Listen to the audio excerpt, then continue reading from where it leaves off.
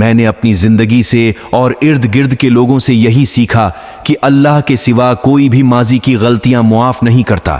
کوئی یہ نہیں دیکھتا کہ اب آپ کتنا بدل گئے ہو، کوئی یہ نہیں سوچتا کہ آپ میں اب کتنی اچھائیاں ہیں۔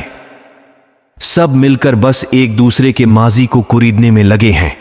خود کی کسی کو خبر نہیں، خود کے عیبوں کا کسی کو علم نہیں، لیکن دوسروں کی چھوٹی سی غلطی بھی برداشت نہیں ہوتی۔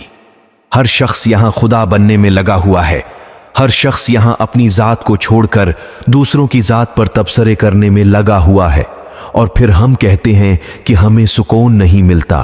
ہم نماز پڑھتے ہیں تو چین نہیں آتا، قرآن پڑھتے ہیں تو سمجھ نہیں آتا کیسے ملے گا سکون جب تک تمہاری وجہ سے کوئی بے سکون رہے گا۔